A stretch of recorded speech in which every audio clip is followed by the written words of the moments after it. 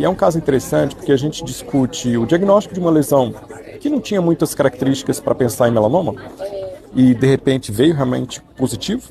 E na sequência, no guideline, né, pede para fazer ampliação. E a gente vai ver as queixas ali do paciente sobre o resultado final. Essa é a lesão referida nesse caso, a lesão número 14, que está aqui no dorso alto desse paciente.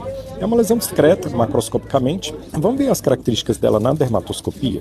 Essa é a imagem dermatoscópica, né? Se a gente tiver a oportunidade de aumentar um pouco aqui e ver cada parte dessa lesão, a gente vai observar realmente que ela traz ali um padrão mais homogêneo, acastanhado nessa parte, alguns globos castanhos. Quando a gente caminha um pouco aqui para o centro, a gente vê algumas estruturas em pontos e globos de diâmetros diferentes, distribuídos aqui, principalmente no centro da lesão. Aqui um pouco de estrutura de rede pigmentar atípica. E quando a gente vai para o outro lado, a gente vê uma grande área aqui de amorfa, né, hipopigmentada, e de novo aqui um pouco de estrutura de rede pigmentar atípica e algumas áreas mais amorfas, acastanhadas, com alguns globos. Então uma lesão que tinha discretos, né, sinais já de crescimento, mas com características de assimetria, de multicomponentes assimétricos, que levou realmente a gente à necessidade de não errar a conduta, ou seja, tinha indicação de tirar? Sim, mas não esperava realmente que seria já um melanoma estabelecido, mas infelizmente foi um melanoma.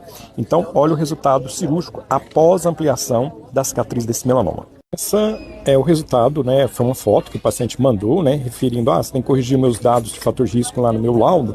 Então ele mandou essa foto, que foi provavelmente no pós-operatório mais imediato, mostrando a extensa cicatriz de ampliação referente ao melanoma in situ, que é aquela lesão que eu mostrei que tinha aproximadamente meio centímetro maior de diâmetro.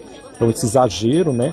Eu acho que ele tem que ser contido. Resolveu realmente a conduta, né, resolveu a segurança para que essa lesão foi realmente totalmente removida, mas a gente tem que pensar também nesse trauma psicológico, a gente tem que obedecer mais adequadamente o guideline para não exagerar também nessa ampliação. Então, pessoal, esse caso aí traz duas lições importantes, né?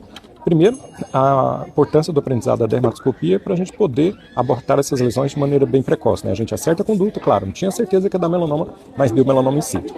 E na sequência, saber obedecer os guidelines que a gente tem padronizados para o uso no mundo inteiro, não é só no Brasil. A margem de segurança estabelecida para melanoma in situ é meio centímetro para cada lado, né, da cicatriz. E obedecendo isso, a gente não exagera, não ultrapassa o que já é suficiente e, consequentemente, a gente não traz esse transtorno psicológico que o paciente, nesse caso, levou, né, de ficar sempre olhando aquela cicatriz enorme e sempre lembrando daquela condição por onde ele passou e, teoricamente, até mesmo pode se considerar curado, mas ele sempre vai lembrar dessa condição do melanoma quando ele olhar ali no espelho aquela cicatriz, e até mesmo pós-operatório deve ter sido um pouco mais trabalhoso para esse paciente. Então fica a dica aí para a gente tentar obedecer o que os guidelines trazem para nós utilizarmos no dia a dia da prática diária.